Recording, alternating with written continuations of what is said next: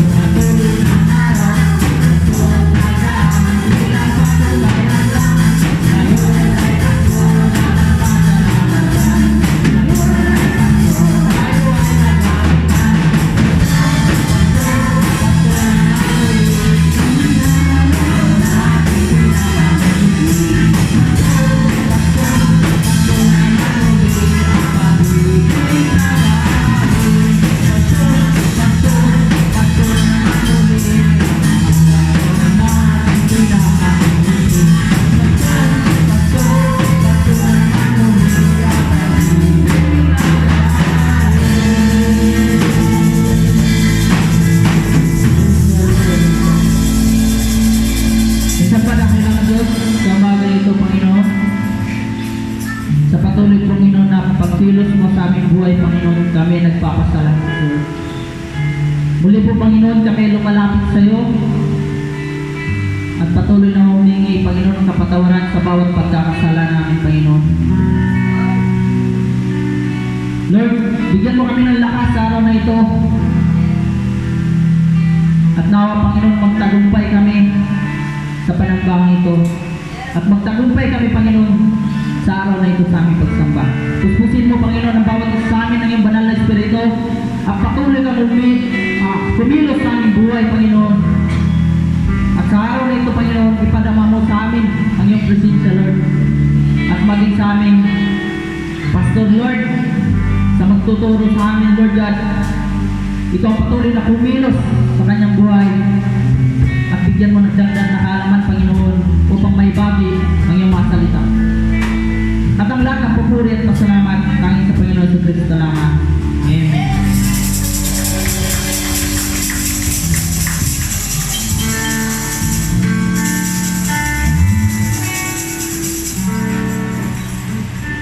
Amen. Kasi po ka na narito ang lahat. Batiin natin ang bawat isa po na Merry Christmas. Yan, tayo po tayo lahat.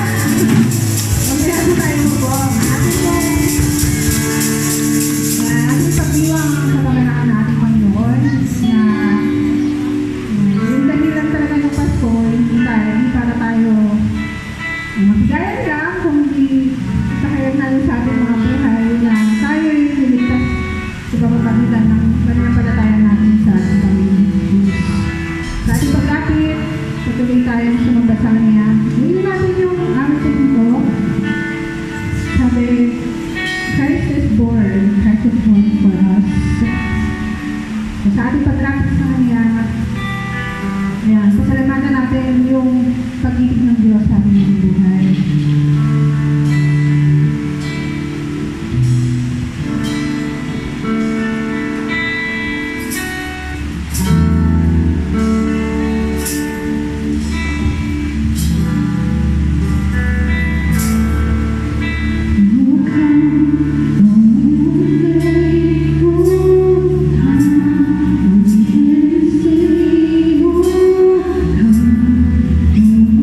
Now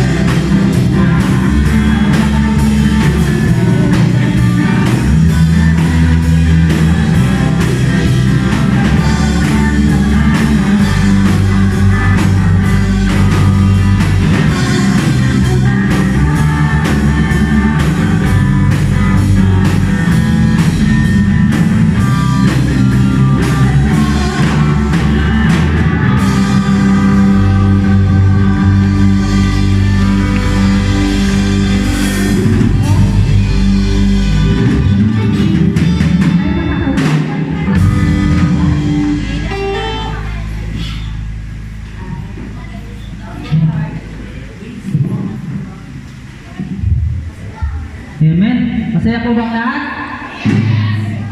Advance Merry Christmas. So, sa oras na ito ay dumako po tayo sa ating testimony. So, ako muna, no? Ako po ay nagpapasalamat sa Panginoon sa isang taon na naman. So, sa patuloy na pagkilos niya sa aking buhay, sa lahat ng biyaya, ako ay patuloy nagpapasalamat sa Kanya. Unang-una sa pagising ko ng umaga, may hilinga pa ako. Salamat sa Panginoon at kahit maraming pagsubok sa buhay, para sa akin, hindi tumadala kasama ko ang Diyos. Amen? So, sa Kanya lamang ang papuri. Meron pa po? Meron? Aba pa yung oras natin? Sinong next magpasalamat? Sister?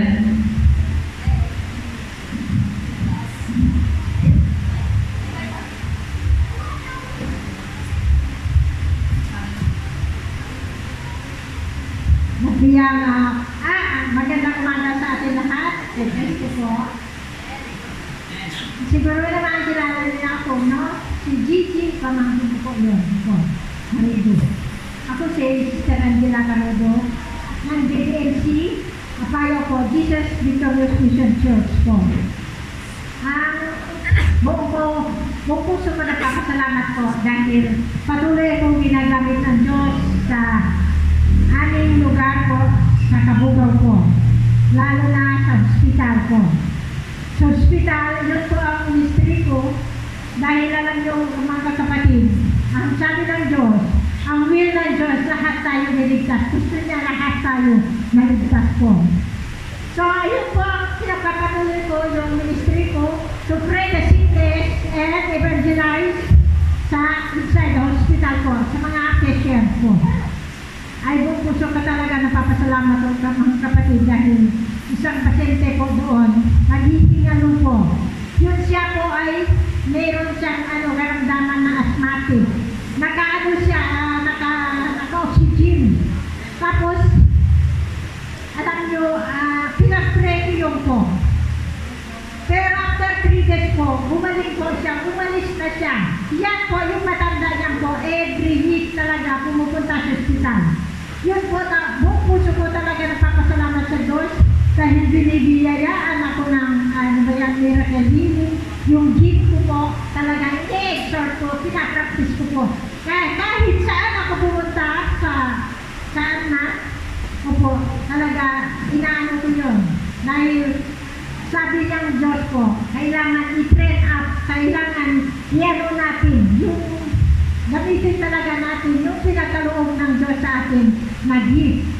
Pumunta ako doon sa sa hospital po, sa Pangasinan, na meron nag-invite sa akin, sabi niya, propremo ko, sabi niya ganyan. Yun po, sinirang ko siya, and then pinatanggap ko siya, and then pinag-pray ko siya. Alam niyo mga kapatid, hindi dapat tayo nahihiya kay Jesus. Hindi tayo nahihiya mag-share ng salita ng Diyos po. Totoo yan. Kailangan boldness tayo. Kung tayo Christian, mga kapatid, kung sasabihin natin, tayo Christian, kailangan isagawa natin yung kalooban ng Diyos po. Salamat sa Diyos. To God be all the glory. Happy Thanksgiving to everyone of us. Salamat sa mga patutuo ni Sister. So, yung pinapaiwatin niya sa atin bilang mga Kristiyano, hindi lamang po tayo naglalakbay-lakbay lang dito sa mundo.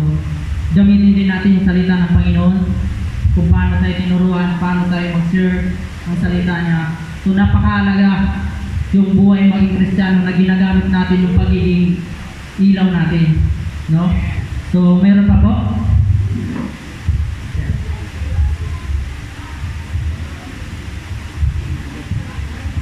Purihin po ang Panginoon. Magandang umaga po sa atin lahat. Merry Christmas in advance. Nagpapasalamat po ako at narating na naman natin ang buwan ng ito, kapanganakan ni Jesus. Sana po ngayong gabi gabayan nawa po ako ng Panginoon. Pagpaumanhin niyo po, mga 2 linggo ako wala. Pero nung next year, January, nandito na po ako. Ulit. Sana po, si Lord gabayan ako sa aking biyahe kasi medyo malayo po. 12 to 13 hours abutin pa po ng 15 kung yun ay grabing traffic. Yun lamang po. Thank you. Meron pa po ba? Asa na ito? Amen, hallelujah. Isang mapagpalang umaga po muli, mga kapatid, ako pinaragalak dahil sama-sama tayo sa umagang ito. Nagpapasalamat po ako sa patuloy na pag-iingat ng Panginoon, lalo na po sa aming trabaho. At patuloy niya po akong iniingatan, ginagamit sa yung mga tupa na nanliligaw. At doon ko po nakita nung aming Christmas party, So, tama sabi ng kapatid, ano man ang hindi ka lalagyan, lagay ka dyan ng Panginoon para ikaw gamitin ng isang ilaw. Ano po? Doon po sa lugar namin, sa kumpanya, talaga po maraming Kristiyano. Subalit doon mo makikita yung Kristiyano na sa bibig lang tama sabi ng Panginoon, Marcos chapter 7, mahal ko ng inyong mga labi, pero malayo ang inyong puso. Doon ko po makikita, although Kristiyano sila, sabi nila, na nakita ko pa rin, paglabas ng mga inuwi na nakakalasi, sila pa yung nauna. Ako po ay nakupo sa isang tabi, mayaman may lumapit sa akin, may dalang 2 beer. Sabi niya, mag-isama ka naman sa party natin ngayon. Sabi ko, ibang natin, ibang sinalalagyan. So po sinabi ko, nakita ko kasi sila, nagpapanggap na Kristiyano. So doon nagsalita ako, sabi ko, pagpamanhin niyo na po ako hindi umiinom dahil ako ay tinago ng Panginoon. Ako ay isang Kristiyano at makikita mo ang isang Kristiyano doon sa panahon na sana sa ganung sitwasyon. Alalahanin mo na kapag ikaw ay Kristiyano, sa panahon na nasa ganung katayuan ka, babalikan mo yung Genesis, na yung nilagay yung 2 tao doon sa nagalalang higit. At binigyan ng karapatang pumili. At binigay sa kanila ang kalaman ng mabuti at masama. Sa palagay pa po natin, as a Christian, tayo nagpapahayag ng salita ng Diyos. Sa ganung sitwasyon, ano ang gagawin natin? So, kaya sabi ng ating kapatid, manatili ang ating ilaw. Ano po? Yung ilaw natin, liwanagin natin sa ganung mga sitwasyon. Noong pong makita nila na ako pala ay isang magagawa ng Panginoon, na kilala nila ako, isang pastor, napahiya po sila. Sabi niya, lumapit sa akin isa Brad, pasensya na. Hindi namin nakayanan ng pagsubok sa aming buhay. Sabi ko, tandaan na tayo ay may mga kailangan pa. Hindi tayo ligtas sa mga ganyang sitwasyon, pero ako isa lang. Ang mga sabi ko sa inyo, kay Kristo kayo tumuon. Ito natin ang ating pangingin kay Kristo ito sa siyempre ng ating pananampalataya. At siyang magpapasakdal nito, anumang pagsubok sa ating buhay na dumating ay mapagtatagumpay natin. Salamat po sa Panginoon at nagtagumpay kami. At doon po nakita na nagkaroon sila ng parang takot. Sabi ko, nako, kawawa tayo sa huling araw. Kapag ganyan, yung ating pumuhay bilang isang Kristiyano, may Matthew 7:21. So, matawag ka sa Panginoon, pero sabi ng Panginoon, hindi kita nakikilala. Paano kung sa time na yon ay dumating ang Panginoon, dumating ang oras na iyong kamatayan, haharap ka sa Panginoon, may hangover ka pa, ano ang gagawin mo? Kaya po tanda po natin, mga kapatid, bilang tayo isang Kristiyano, manatili ang ating ilaw, huwag nating patayin. Kaya salamat kapatid na patuloy na ginagamit ng Panginoon at pagyas po ang ating dalagayan. Kaya po, sa linggo, wala din po kami kasi Christmas party ng Camarines Norte Christian Church sa Camarines Norte dahil kami po ay uuwi. Kaya tama sabi ng ating kapatid, magbaog pa rin ng mahabang pasensya. Dahil ang biyahe sa amin, 6 na oras na yung 12 na. Yan, yung Naga City, dati 8 oras na yung 18 na. Kaya napakahirap po, napakahirap ang biyahe ngayon dahil may mga sirang kalsada. Kaya sama rin po sa panalangin na ingatan tayo sa ating pagbabiyahe.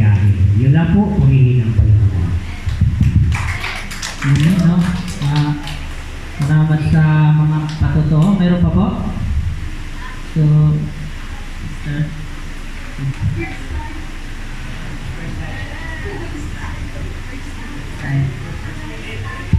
Good morning po sa lahat. Gusto ko lang pasalamat kay Lord kasi this week, nag-start na ako sa work ko. Tsaka yung sa, may work na din yung ate ko. And I just want to thank the Lord kasi throughout this year, meron yung family ko, walang nagkasakit. And dito sa amin, pinatay yung gift. And last is, thank you kay Lord kasi madami akong relatives na napaka-supportive. Especially kina Kuya Lee at Ate Gigi. Pa po? Wala na. So, napakalaga sa buhay natin. Lahat tayo may kwento sa buhay. May mga pagsubok, kinikwento natin. Kasi pag wala tayong pagsubok, wala tayo. Kasi lahat ng anak ng Diyos, kailangan sinusubukan. Para doon sinusukat kung gaano siya katatag sa pananampalataya. So, sa mga uwi, no? Ako nga din, uwi din ng Davao. So, maamoy ko na naman yung Davao. Ilang taon na ako di umuwi. So, wala na. Ipanalangin po natin ating mga katoto. Lord God, maraming salamat, Panginoon, sa patuloy na pag-iingat mo sa bawat isa sa amin. At sa 10 taon, Panginoon, hindi mo kami pinapabayaan, Panginoon. At maraming mga problema, Panginoon, ikaw po yung patuloy na nag-solve ng lahat ng ito, Panginoon. At ang lahat ng iyon, aming pinapasalamatan sa Panginoon sa Kristo lamang. Amen. Amen. So sa oras na ito, handa na po bang lahat? Gaya ng sinabi ni Sister kanina, kailangan para anong sa ating mga Kristiyano, kailangan maging masigasig sa pananampalataya. So, kailangan natin mag-share gaya ng ginagawa ng ating mga pastor kasi ang isang mananampalataya, nakikinig man lang tayo ng salita ng Diyos pero hindi naman tayo nag-share, parang hindi pa rin sa kabuhay-buhay. Nakikita tayo bilang Kristiyano pero hindi naman natin ginagamit sa labas, hindi tayo nag-iilaw sa labas. So, patay pa rin yung pananampalataya natin. So, sa akin niya, Kristiyano ako, lalaki, di ba? Hirap yung may mga kasama ka, sasabihin, Brad, punta ka dito, mag-inom tayo. Ganon. Yun yung dahilan ko bilang Kristiyano, kailangan kong iwasan. Minsan, nagtatanong sila sa akin, sabi, Brad, nagsasabi sa akin, Brad, nag-inom ka ba? Sabi ko, yun yung tanong, Brad, eh. Hindi. Kaya hindi ako makapunta. Napakahalaga yung itanim natin sa isipan natin at sa buhay natin yung salita ng Diyos kung paano tayo maging ilaw sa lahat dito sa ano natin. Kasi yung mga madalas nakikita natin sa labas, minsan natutokso tayo. Yun ginagamit ng kaaway. So sabi sa banal na kasulatan, hindi lamang sa tinapay na bubuhay ang tao, kundi sa bawat salitang nagmumula sa bibig ng Diyos. Yung mga salita niya, yun yung buhay. Yun yung buhay na yun dapat ginagawa natin, di ba? Sabi niya, yun lagi yung mga nasa isip ko, kasi ang mga problema wala natin yun. Yung mga una yung kanyang salita. So salamat sa Panginoon na hindi tayo pinabayaan. Maraming pagsubok. Gawin natin, maging matatag tayo. Hindi yung naglalakad tayo, yung naglaganyan lang yung parang nangingina tayo. Gawin natin, pag may mga kapatid tayong nangingina, palakasin natin yung spiritual na buhay. Sa totoo lang, hindi ako nahinga mag-share ng salita ng Diyos. Yun yung pinakamahalaga. Sa pagkanta, sa pag-ano ko dito sa music ministry, sa totoo lang, pero mas gusto ko pa rin yung mag-share ako. Yun talaga yung nasa puso ko. Magsabi, kasi pag nagkwento ako minsan, kasi minsan smiling ako eh. Tapos minsan ayaw nilang maniwala sa akin eh. Pero pag nagsalita na ako sa salita ng Panginoon, parang nano sila sa akin, ganyan ka pala. Ganyan. So, doon nila nakikita yung pagiging Kristiyano. So, sa oras na ito, kailangan natin kumain. Hindi yung ito, laman natin. Kailangan din natin pakainin yung spiritual na buhay natin. Kailangan mabusog.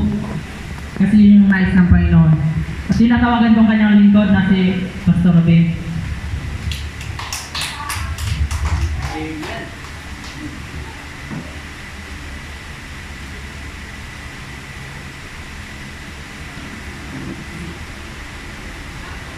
Maraming salamat. Amen po ba? Amen. Handa na ba tayo lahat? Handa na. Napakaganda ng ng araw ngayon.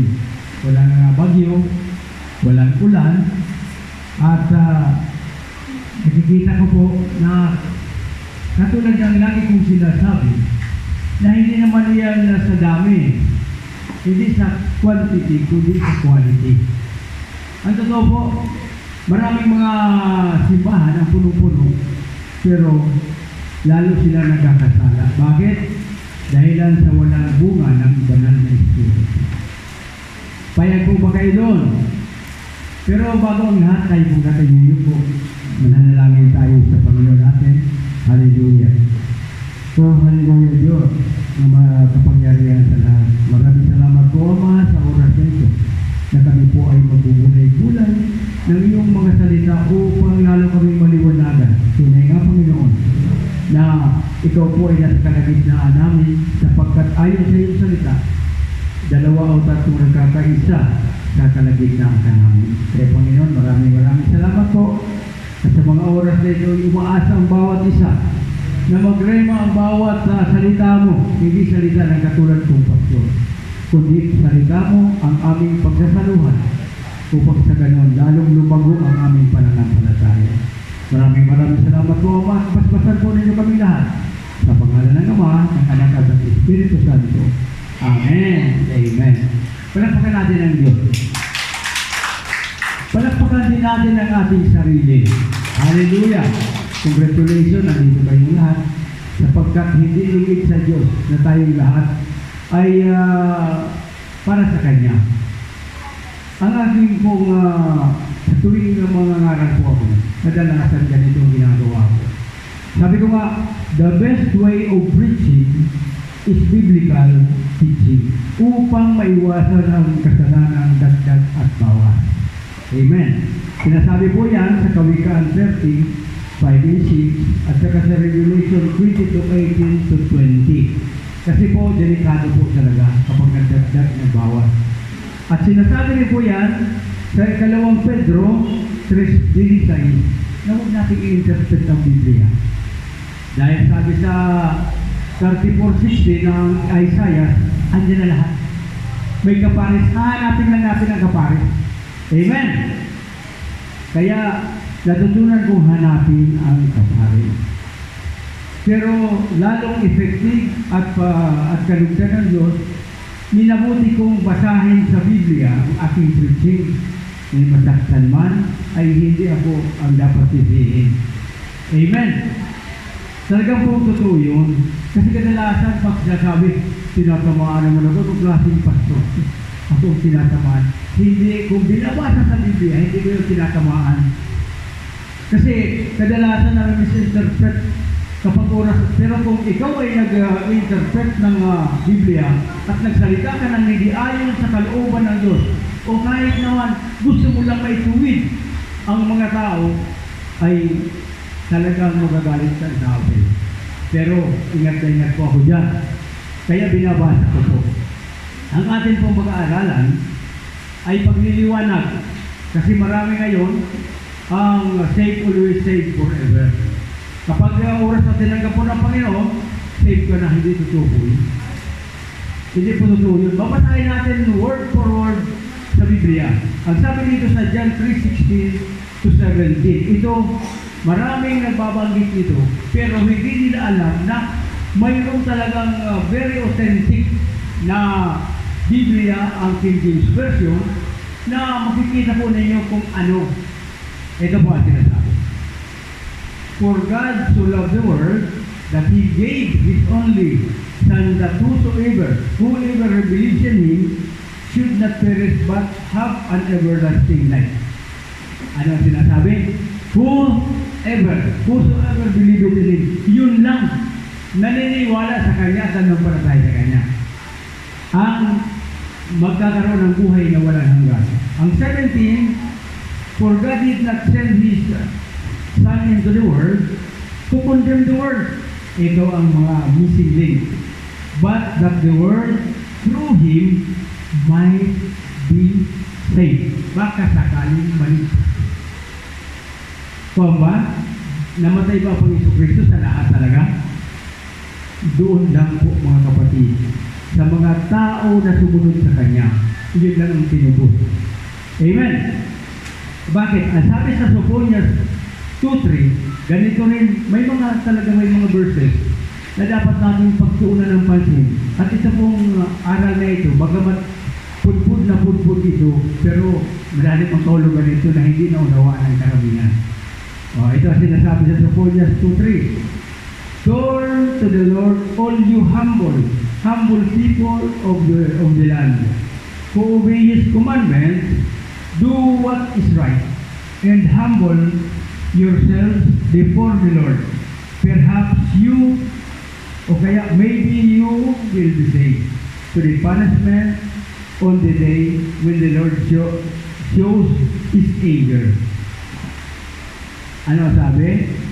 Hindi ba might be saved pa rin? Baka sakaling maligtas. Kaya ang sabi doon sa ibang mga talata na hindi tinutuloy, pinuputo lang, nagkakaroon ng malaking problema.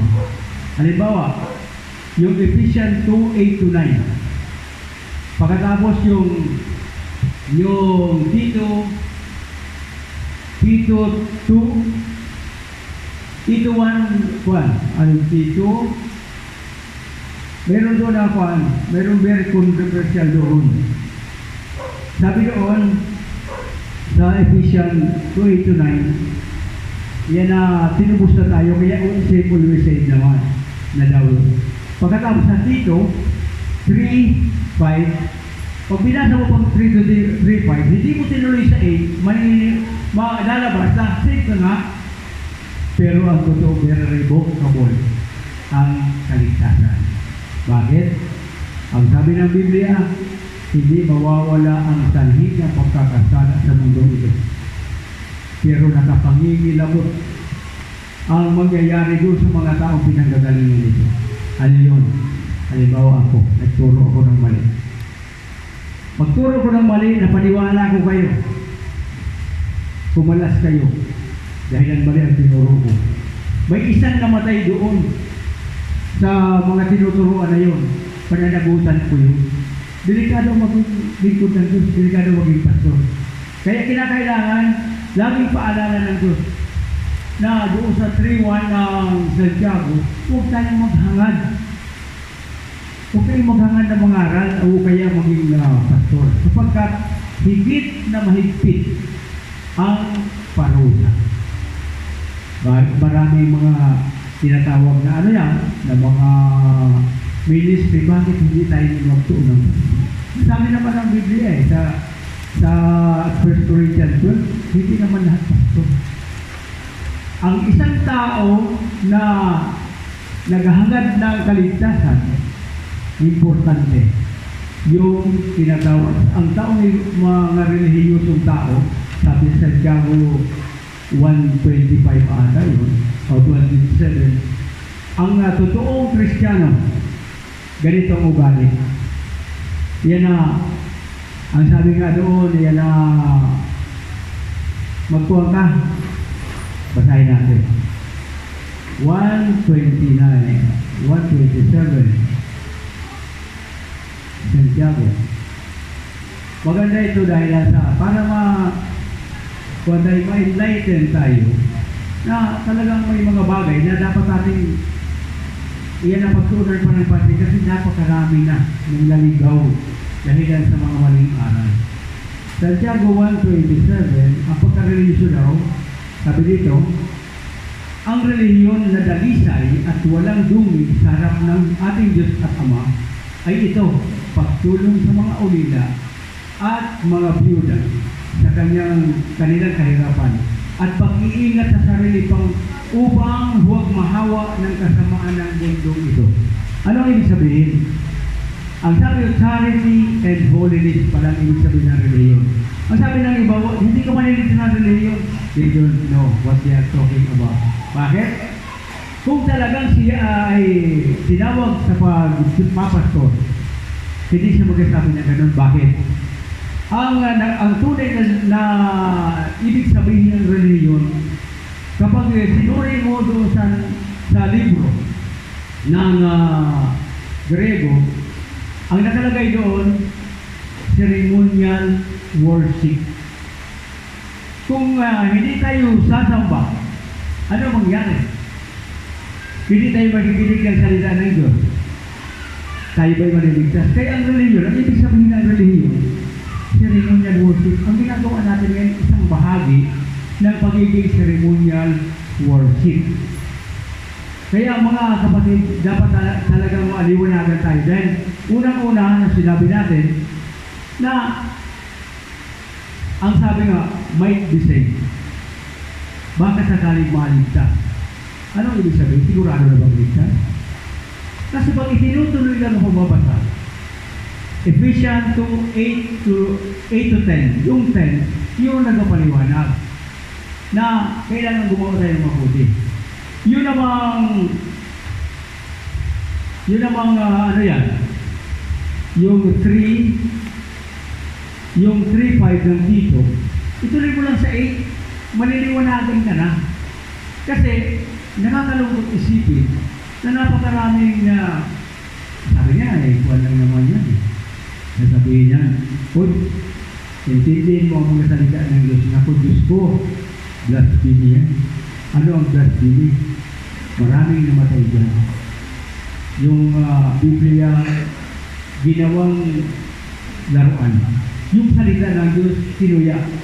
Anong nangyari? Namatay. Marami yan. According to yung mga Facebook, may nakita ko doon.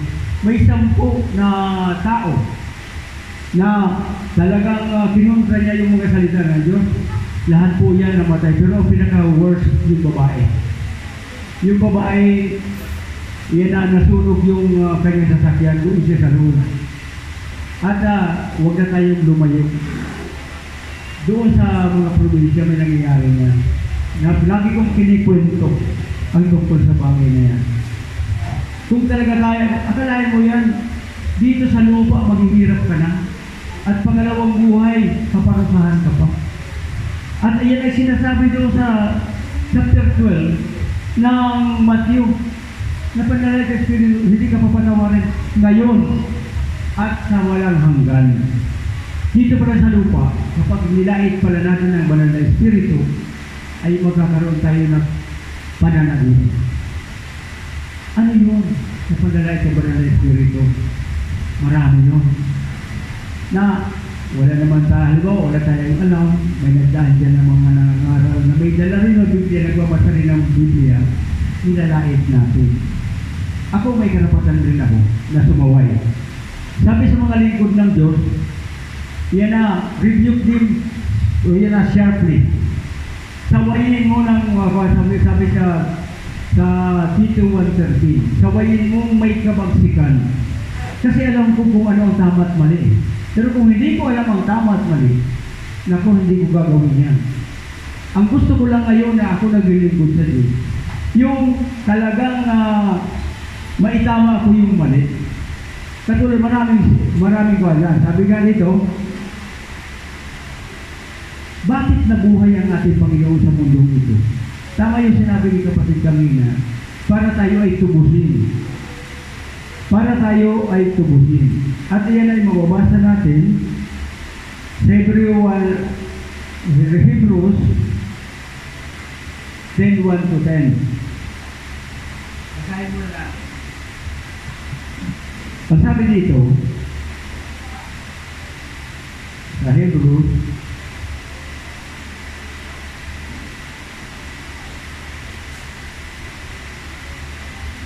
ito po ang dahilan kung bakit nabuhay dito sa lupa ang ating Panginoon.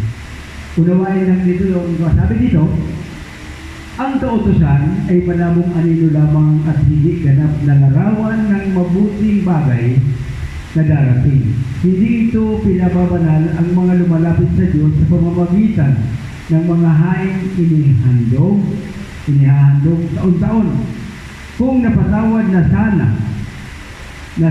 napatawad na nga ang mga lumalapit sa Diyos sa pamamagitan ng ganitong mga handog, wala na sana silang alalahanin tungkol sa kanilang mga kasalanan at hindi na kailangang maghandog pa. Subalit, ang mga ahaing ito pa na taon-taon ang nagpapagulita sa mga tao ng kanilang mga kasalanan. Sapagkat ang dugo ng mga toro at mga kambing ay hindi nakapagpapawi ng kasalanan. Dahil dyan, ito na po, dahil dyan, nang si Kristo'y manaw sa sanlibutan, sinabi niya sa Diyos, sinabi niya sa Ama, ang mga hain at handog ng mga hayop ay hindi mo ibig. Kaya inihanda mo ang aking katawan upang maging hain. Hindi mo kinalugdan ang mga handog na susunugin at ang mga handog dahil sa kasalanan. Kaya aking sinabi, narito ako, O Diyos, upang susdin ang inyong kalooban ayon sa nasusulat sa kasulatan tungkol sa akin. Sinabi muna niya, hindi mo inibig o kinalugdan ang mga hain at handog ng mga hayop, mga handog na susunugin at mga handog dahil sa kasalanan. Bagamat ito inihandog ayon sa iyong batasan, sa kaniya sinabi, narito ako upang susdin ang aking kalooban. Inalis ng Diyos ang unang handog at pinalitan ng handog ni Kristo. At dahil sa kanyang pagsunod sa kalooban ng Diyos, nilinis tayo ni Kristo sa kanyang mga kasalanan, sa ating mga kasalanan sa pamamagitan ng minsang paghandog ng kanyang sarili. At ito'y sapat na. Tingnan po ninyo ang kaibahan. Noong araw, maghahandog ang mga rekon. Ngayon, napakagaan. Kasi kung totoo na kanyang mga pilosopo, na kung tayo ngayon ang maghahandog ng mga hayop, ang mamahal ng hayop nila. Kalahin mo bata, yung pinakamabuting bata, kakatayin mo para lang ba. Ngayon, ito ang diwa ng Pasko. Na ang ating Panginoong Kristo bumaba sa lupa upang tubusin ang mga tao na mananampalataya sa Kanya. Kasi, sabi niya, lahat na tayo pinupos hindi, yun lang na lumalapit at nagiging bagong tao, born again. Bakit? Kasi may inutos siya sa Biblia. Unless a man be born again, he cannot see the kingdom of God. Unless a man be born of water and the Spirit, he cannot enter the kingdom of God.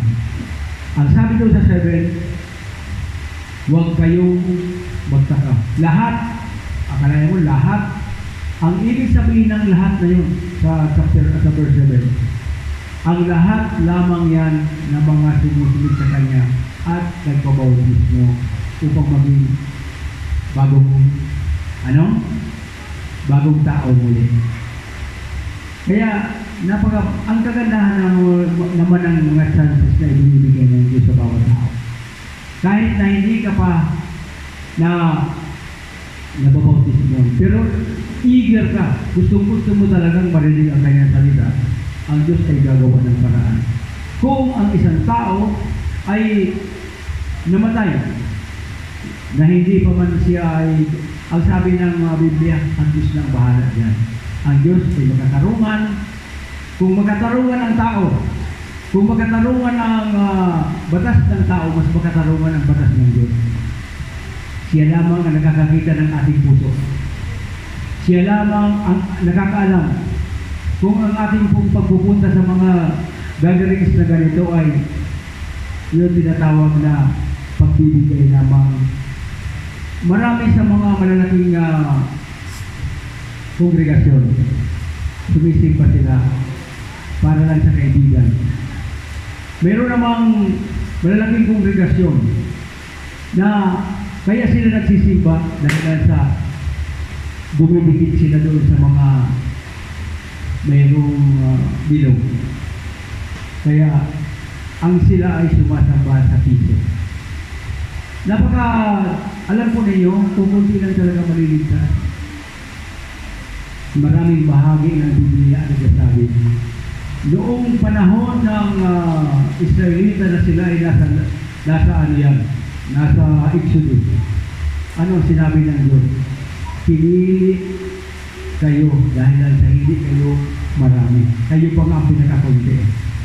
Pagkatapos bakit no? Ang sabi naman doon sa malawak daw ang daan papunta sa kapahamakan. At napakakipot ng papunta sa langit. Totoo yan.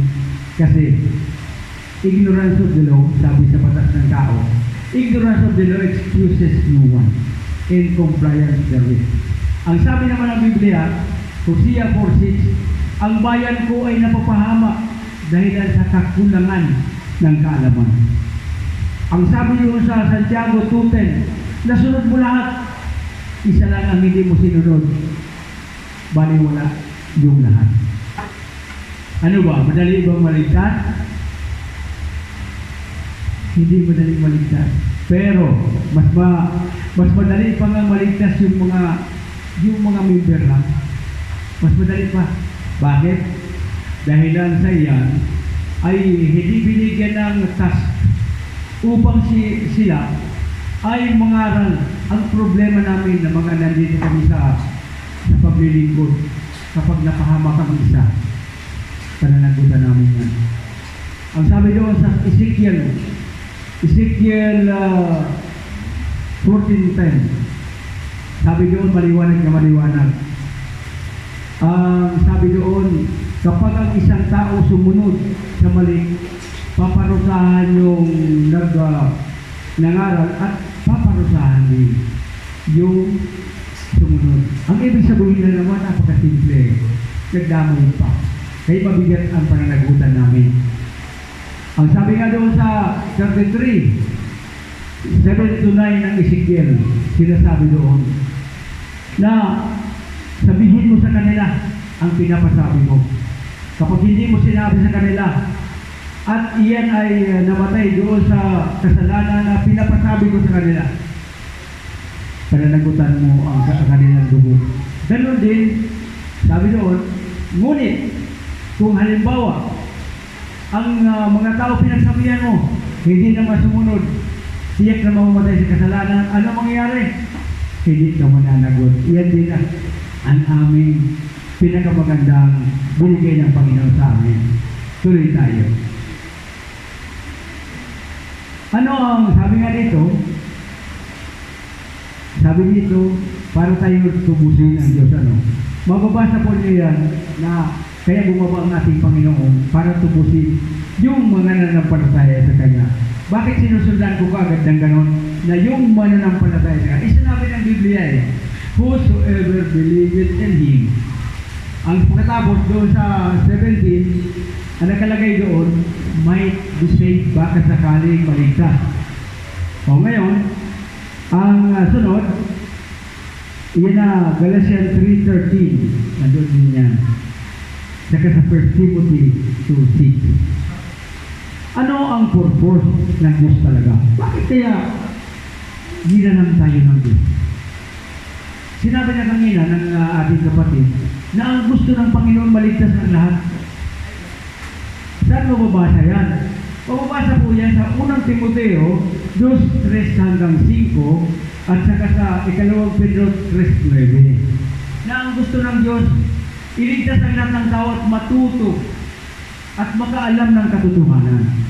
Iyan ang mission ng Panginoon. Bakit tayo nilalang? Bakit tayo nilalang pa? Upang parangalan siya. 43:7 ng Isaiah. Upang parangalan siya.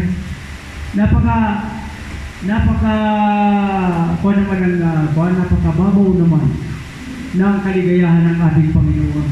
Na parangalan mo lang at hanapin mo ang katotohanan, tutulungan ka niya na para magkaroon ka ng buhay na walang hanggan.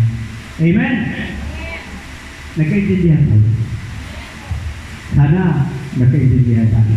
Ano naman ang mga hadlang or hindrances? Bakit ang tao ay hindi talaga hindi mahirap mahirap maligtas. Babasahin natin ang isang napakagandang example. Sa unang sa Roma 7:14 hanggang 25. Basahin natin, ano po? Roma, ito po maganda to.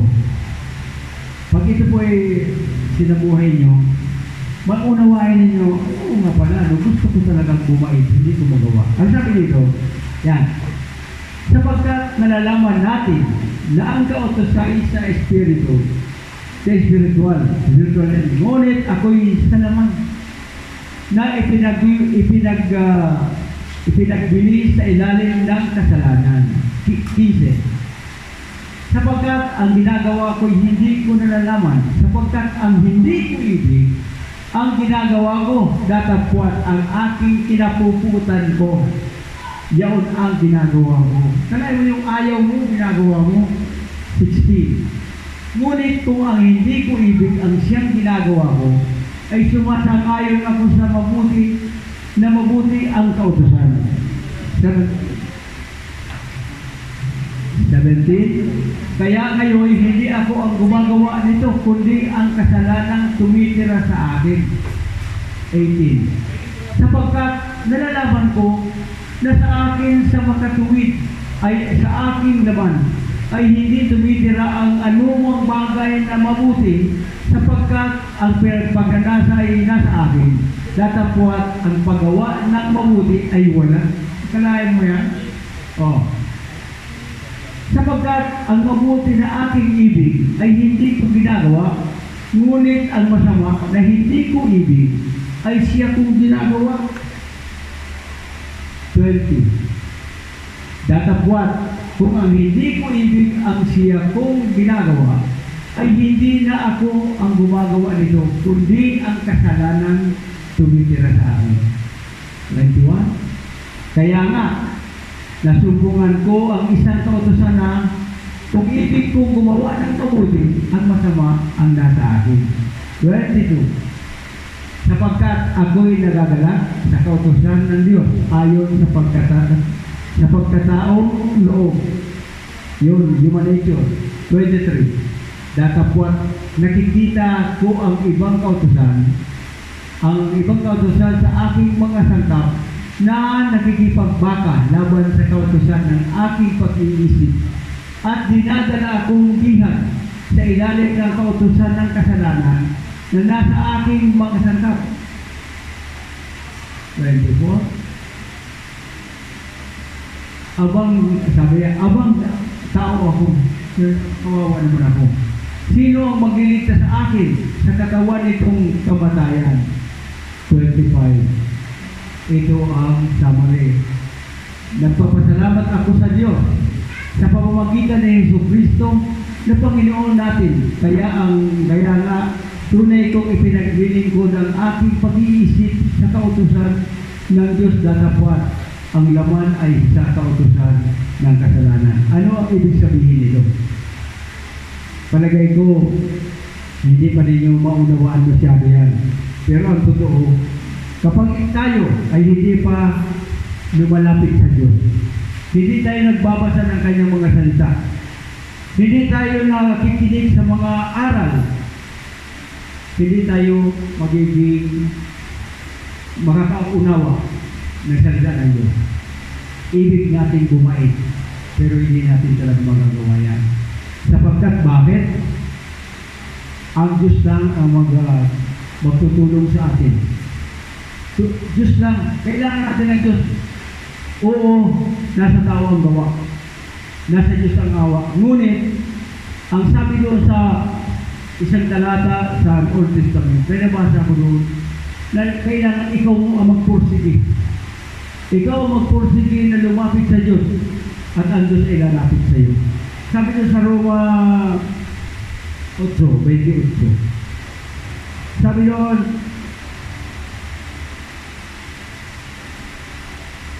Roma 8:28, alam natin sa lahat ng bagay, ang Diyos ay gumagawang kasama, yan o, at nalalaman natin na ang lahat ng bagay ay nagkakalakip na gumagawa sa ikabubuti ng mga nagsisiibig sa Diyos. Magkasama pala eh. Sa makatuwid bagay, niya ang mga tinawag alinsunod sa kanyang nasa. Sino yung mga tinawag? Ang mga tinawag ng Diyos ay yung mga taong mayroong pagnanasa na lumapit sa Diyos. Ang Diyos ay gumagawang kasama ng mga nagmamahal sa Kanya. Hindi natin kayang paguhin ng ating sarili. Kung tayo lang. Maraming tao, maraming naging pastor na huwag lang magsinungaling, sasabihin din nila na hindi ko kayang baguhin ang aking sarili kung hindi ako binago ng ating Panginoon. Sa inyo po, nai-apply ba yan? Amen or not amen? Hindi ba? Amen ba na hindi natin kayang baguhin ang ating sarili? Totoo yan. Nakakatakot kung hindi tayo lalapit sa Diyos, talagang hindi tayo, wala tayong pag-asa. Sapagkat marami ang nagmamalaki. Ang sabi sa akin, noong mga tao na lumalapit sa akin, sabi niya, kung gusto ko magbago, magbabago ako. Sabi ko, tama naman yan eh, na sinabi mo. Na kung gusto mong magbago, kaya mo. Pero, huwag mong suluhin. Kailangan ang Diyos ang inyo, tinatawag na kasama. Dahil, ang totoo, nakatawang, ipapasadahan ko na rin yun. Ayan ba? Ang totoo mga kapatidan, kapag tayo ay namatay, huwag tayong talaga, yung ritual to, huwag natin sabihin rest and peace tayo. Walang nagkakasiguro unless you are a son of God. Sapagkat ang kasinungalingan yung rest and peace pagkatapos na siguro. Hindi totoo yun. Dahil pagkatapos natin mamatay, automatic, mayroon ng Abraham's bosom at mayroon ng impyerno kaagad. Agad yun. Hindi totoo yung sinasabi nila na gumagala pa ang kaluluwa. Hindi. Kung may gumagala man, diablo yun na nagkukunwat. Pwede tayong gayahin ng mukha natin ng diablo dahil makapangyarihan yan. Halimbawa, ganito. Noong namatay ang isang tao na nangyari doon sa amin, nakaluhod sa harap niya. Pagkatapos gusto siyang sakalin. Hindi yun, yung kaibigan niya, hindi naman siya sasakalin nun eh. Paano? Yung nakikita ng tao na yun, hindi naman yun ang ano yan, ang totoong yung kaibigan niya, kundi demonyo yun. Ang galing yan. Hindi ba, mayroon tayong mga experiences na nasasalubong natin, tangina nakita ko, di ba nandito yun? Kasi ginagaya yung mukha. At ako naniniwala po ako dyan. Dahil bakit? Ako naniniwala sa mga ganyan. Nangyari sa akin yan. Sino ako para magsinungaling sa harap mo ngayon? Gusto ko bang pag namatay ako, dito sa impyerno? Dahil lang lahat ng sinungaling sa impyerno.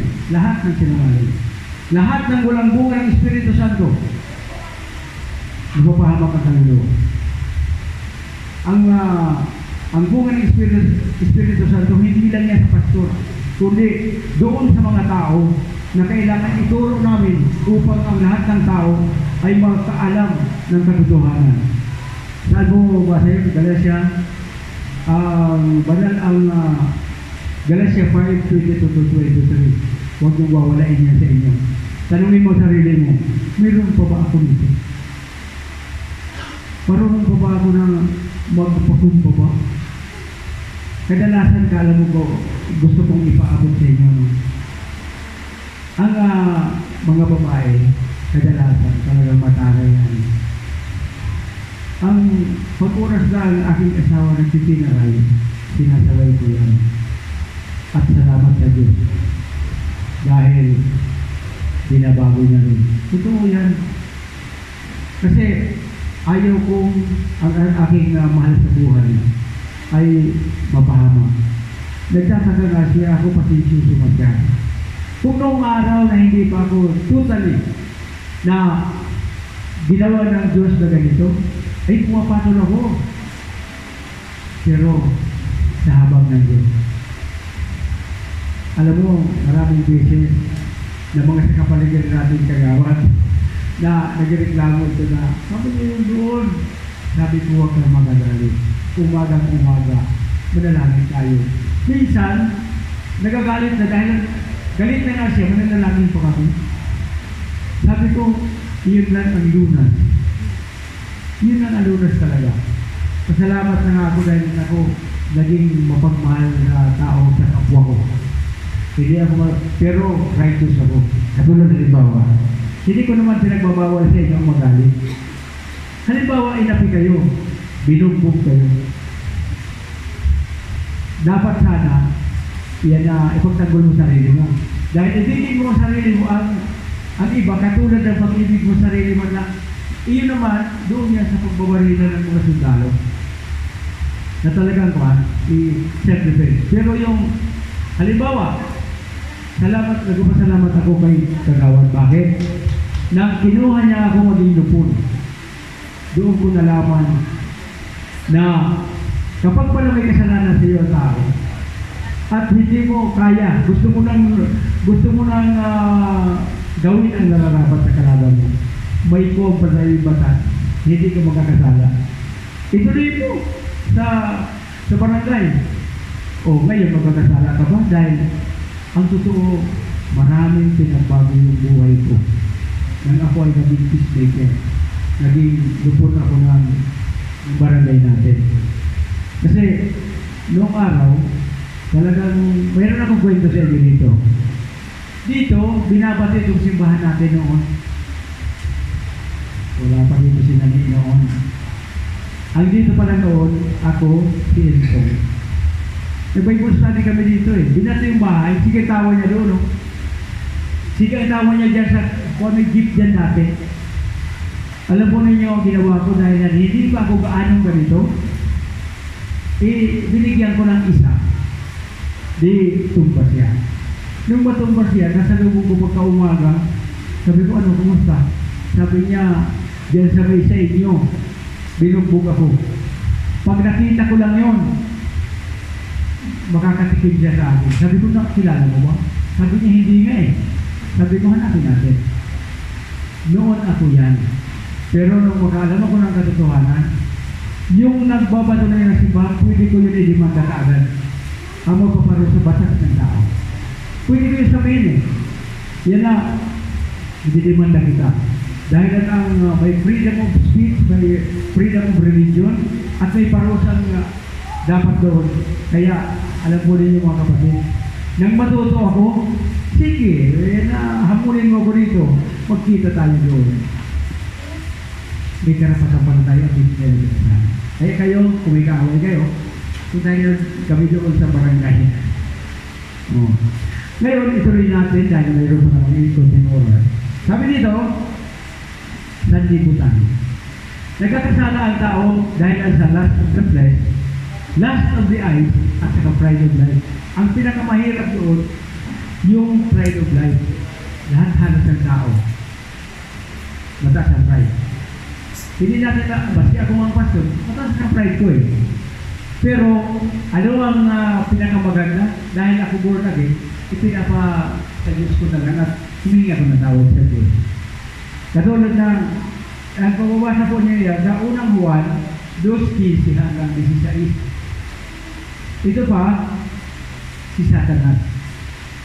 Si Satanas po, ang karakter niya nasa 2 Corinthians 11:14 at saka nasa 2 Corinthians 4:4.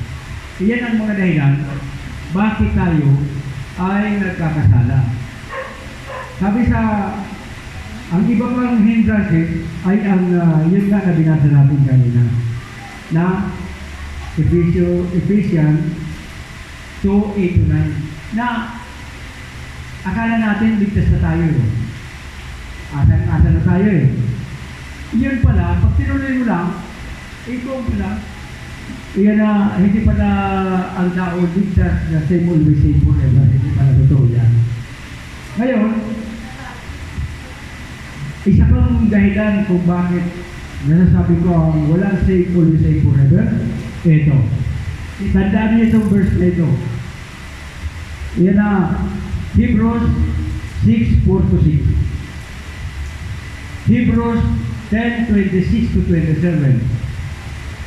2 Peter 2:20.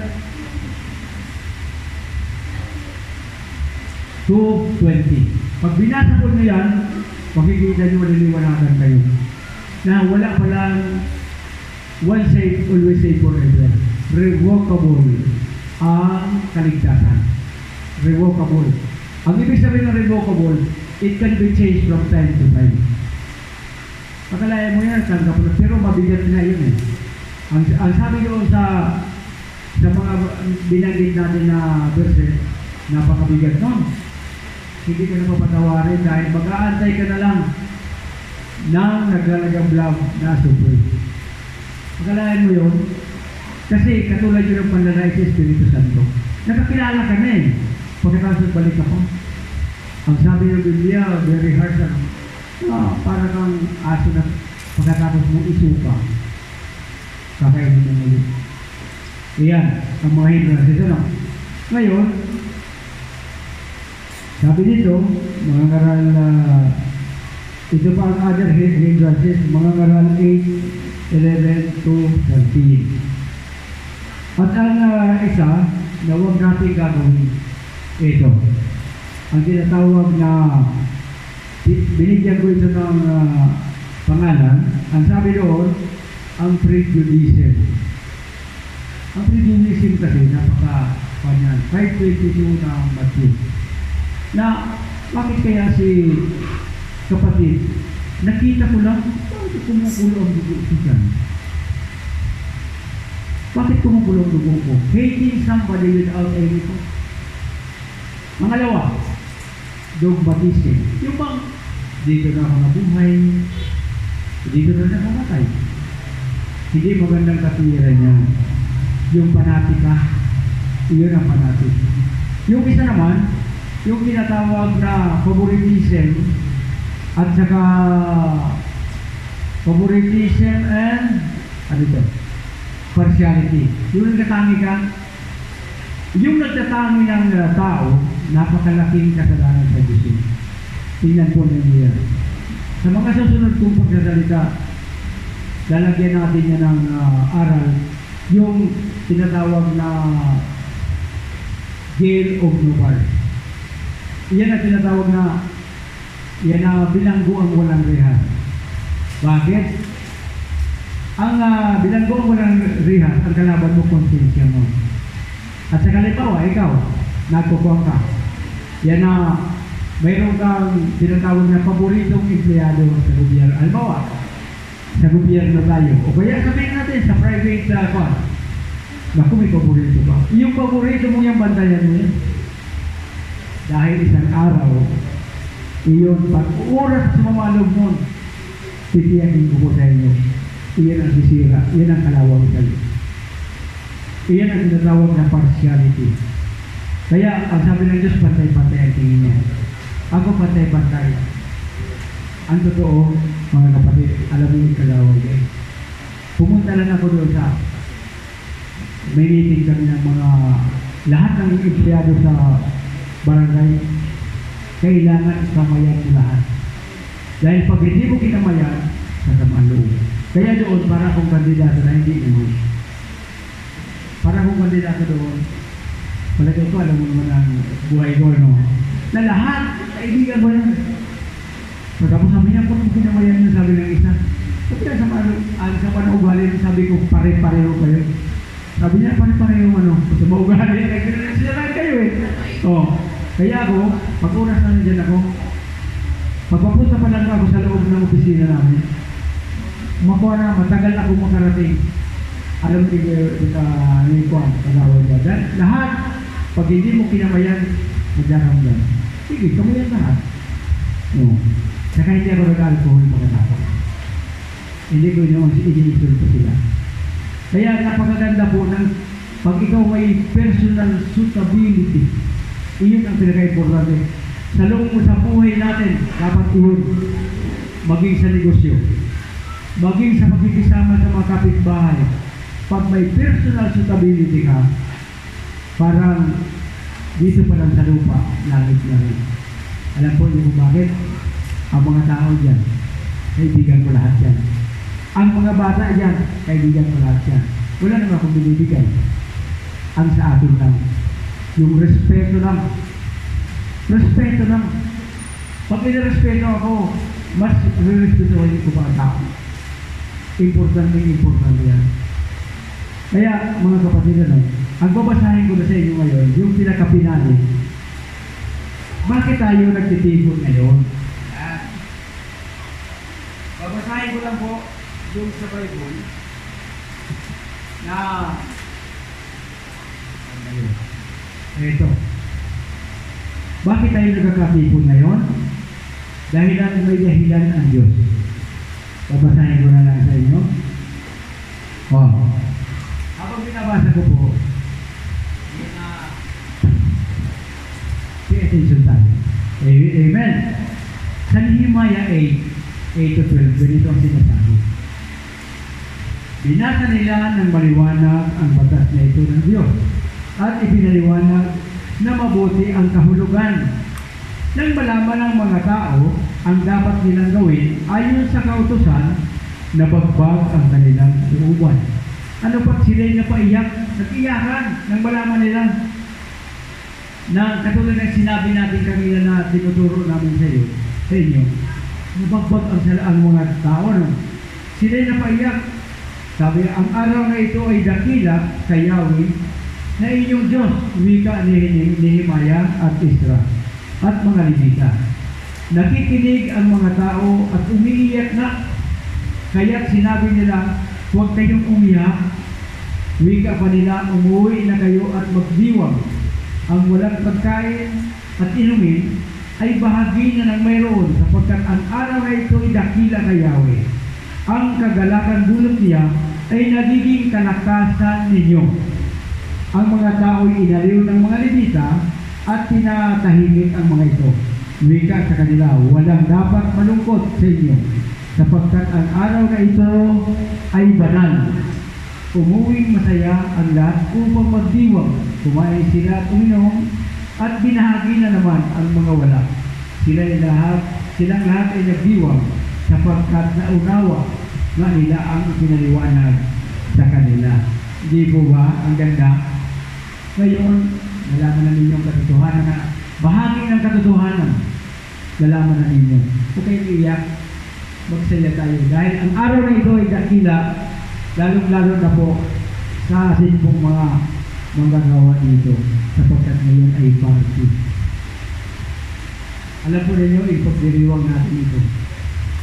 Dahilan sa tayo ay nagmamahalang mga magkakapatid. Pwede natin ipagdiriwang ito doon sa anong na pag-aaralan pa rin natin yan. Hindi din sa panahon na ito.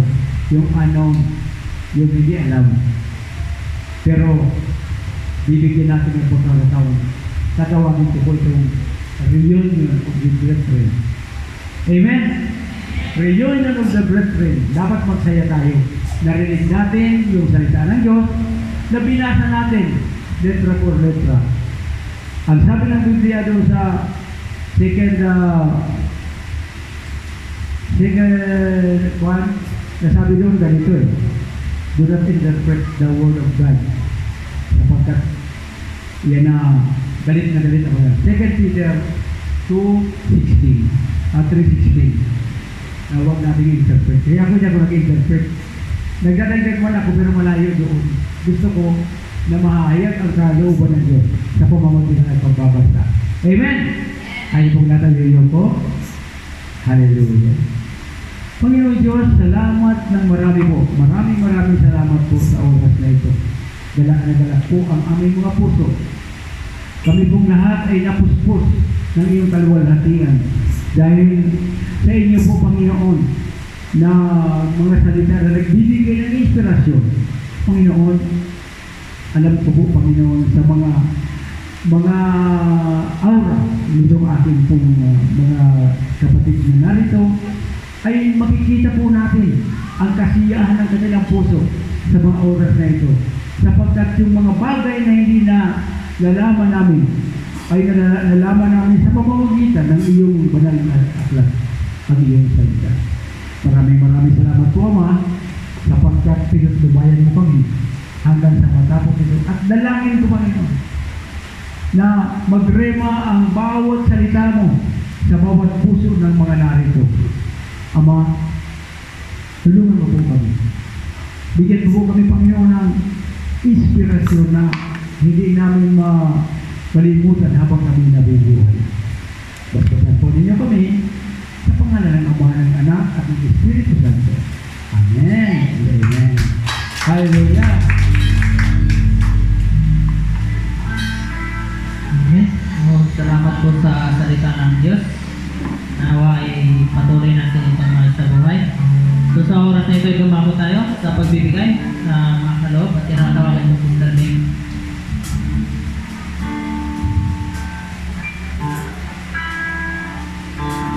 Pwede na po tayo nagbigay.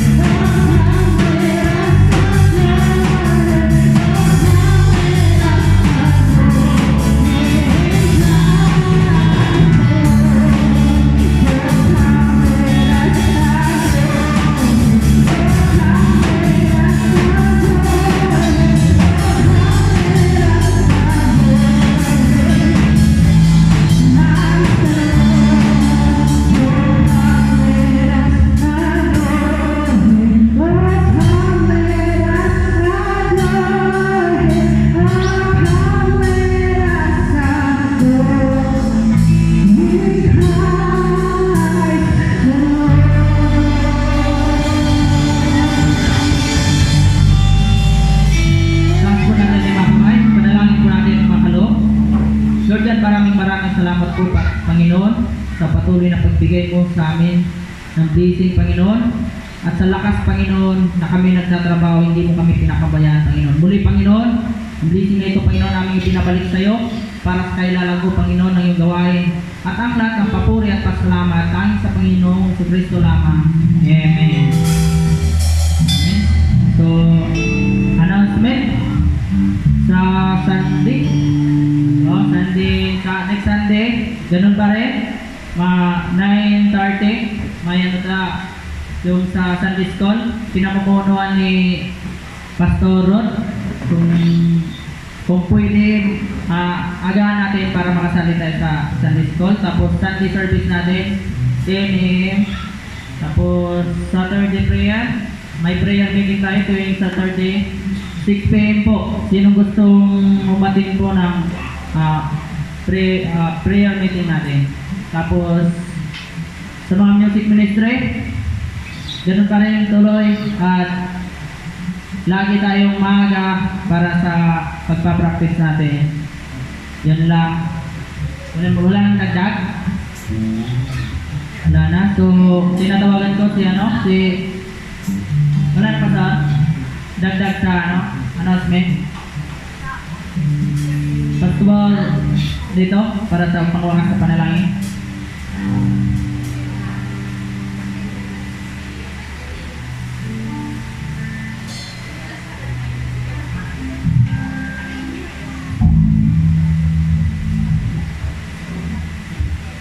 Okay, isang napagpalang umagang hindi. Mga kapatid, alam po natin na narinig po natin ang mensahe kanina. At alam po natin na tanda po natin na ang Diyos ay puno ng pag-ibig. Ano po? So kung narinig ba natin kanina na sabi ng Panginoon na hindi lahat na tao ay tumatanggap sa Kanya. Sa kabila po nung sinabi ng Panginoon kasi marami na hindi tumatanggap sa Panginoon. Serve po natin ang diwa ng Pasko ay pag-asa. Pag-asa. Na siya inaasahan natin ng yung mga tao na hindi pa nakakakilala sa ating Panginoon, hindi inaalis ng Diyos yung pagkakataon na sila ay magsisi, ay manumbalik sa ating Panginoon. Sapagkat sabi nga, ipinadama ng Diyos ang kanyang pag-ibig sa mga makasalanan. Kaya tanda natin, mga kapatid, sa oras na ito, na ang Diyos ang ating pag-asa. Wala tayong magagawa, sabi na kanina, kung wala siya sa ating buhay. Katulad din po ng araw, wala rin akong pag-asa sa Panginoon. Dahil ako wala ng pag-asa. Pero dahil sa dakilang biyaya at habag niya, sa bawat isa atin, ngayon narito tayo. Tayo po tumayo sa oras na ito. Ulitin po natin, O Jesus, tangi ikaw nagbigay buhay sa amin.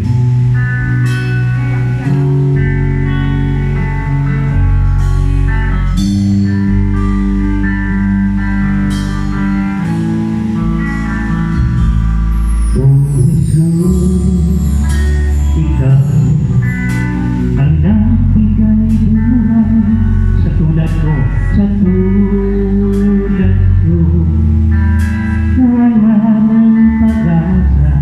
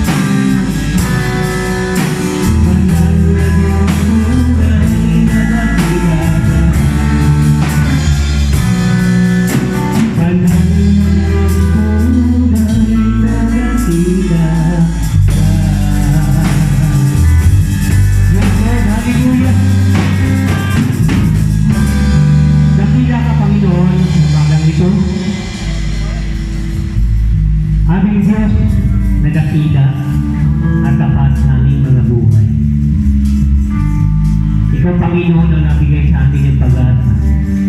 Sa kabila ng kami ay nagumuhay sa kasalanan ng Panginoon. Subalit salamat Panginoon, hindi mo siya narado ang pinto para sa amin, Panginoon. Alalahanin po natin mga kapatid. Dahil hindi lang ang ating Panginoon para tayo lahat ay maligtas.